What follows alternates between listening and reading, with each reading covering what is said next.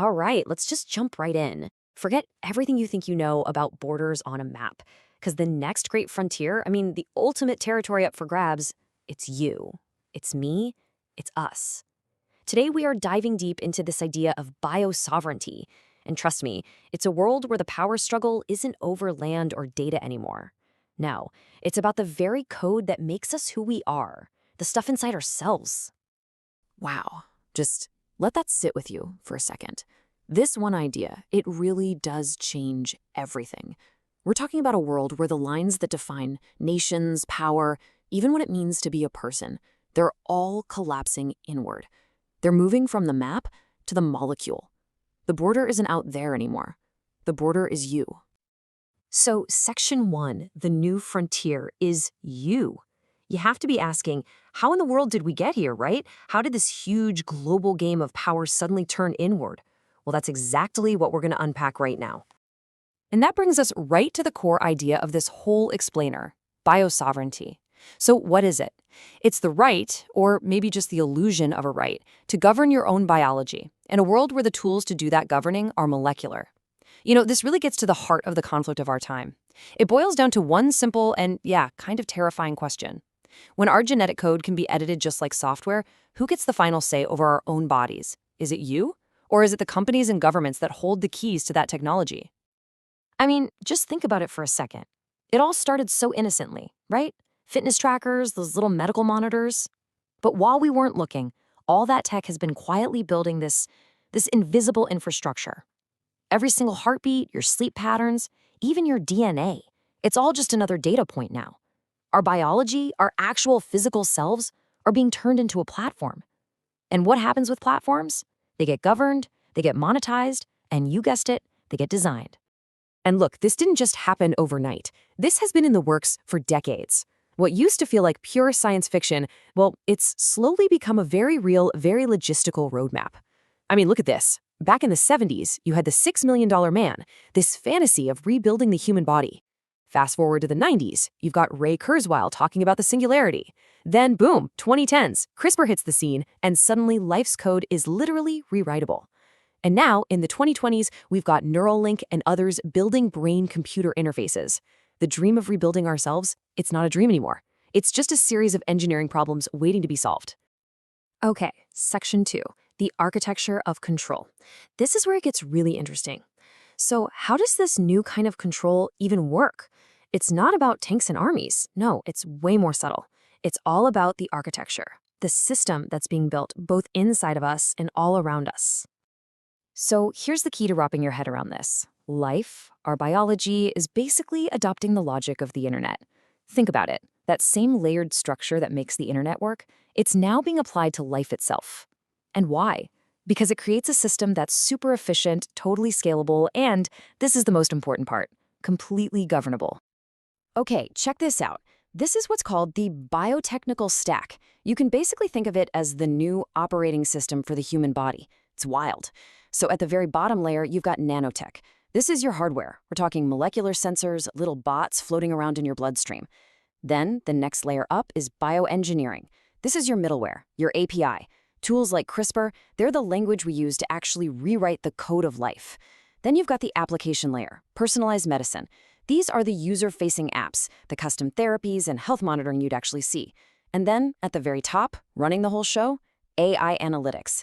That's the orchestration layer, the machine learning that manages the entire stack and turns our biology into a predictive model. It's a complete system. And this comparison just lays out the shift so perfectly. In the 20th century, networks were made of silicon. They were built on cables and clouds. They moved information. Surveillance was external. But now we're talking about 21st century networks. They're built on biology, blood, and cells. They're not just moving information.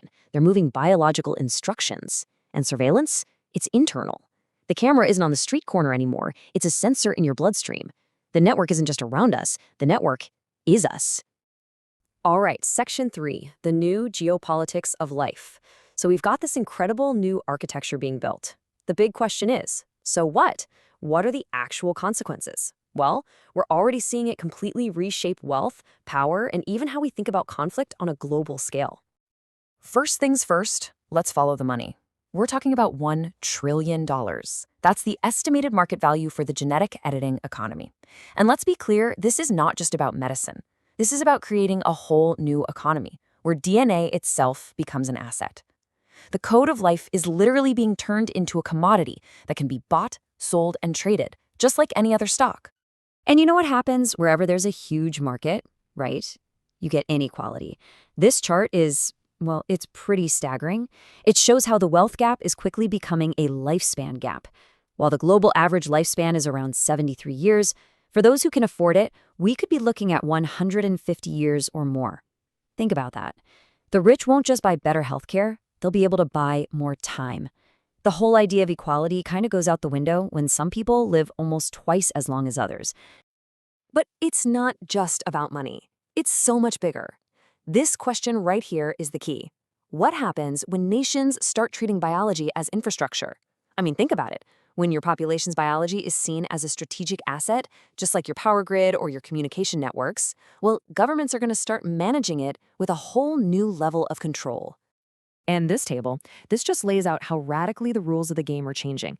In the 20th century, the key resource was oil. The strategic asset was territory. You fought with armies and missiles. Now, in the 21st century, the key resource is genetic data. The strategic asset isn't a border. It's an mRNA pipeline or a genome database. Your primary weapon is gene-based threat detection. This massive shift has created something new, the biosecurity complex. It's this fusion of public health, national defense, and intelligence agencies, all rolled into one. So what are the new rules of engagement? The doctrines of this biosecurity complex sound eerily familiar, don't they? They're straight out of the cybersecurity playbook. You've got preemption, neutralizing threats before they even appear. Containment, controlling the flow of biological data. Resilience, making sure you can produce your own critical therapies. And of course, dominance, ensuring you have the best genetic engineering tech. The only difference is the network they're trying to secure is us. The firewall isn't software, it's cellular. And the collateral damage? Well, that's humanity. Okay, our final section, agency in the age of code. After all that, it's easy to feel like this future is just inevitable. But it's not. It is absolutely not. This last part is all about choice. It's about us, about finding ways to have a say, to maintain some self-determination in a world where our biology is becoming programmable. I love this quote. The right not to be optimized. Just think about that for a second. In a world that's sprinting towards enhancement, where your boss might start preferring employees with, say, augmented memories, maybe the most radical thing you can do is choose to stay perfectly, beautifully imperfect. The right not to be optimized, that might just become a fundamental freedom we have to fight for. And make no mistake, this isn't some abstract philosophical debate. Our entire legal system, our whole society, is built on the idea that there's just one kind of human. But technology is about to blow that wide open. We're going to have to create legal definitions and rights for all these new categories of being. You've got the naturals, like us, but what about the edited or clones? What about synthetic organisms designed for labor? Or continuants, people who live on as digital biological hybrids after they die? The list goes on. How do our current laws on human rights even begin to apply? They don't. We have to start from scratch. So what's the takeaway here? Agency is not about just hoping for the best. It's not optimism. It is design with intent. It's about getting our hands dirty. The first step is understanding that biotechnical stack we talked about, because once we understand the architecture, we can start making demands. We can push for open standards. We can demand sovereignty over our own biological data. We can build in democratic oversight. We can literally use the same tools that built this system to make it work for everyone.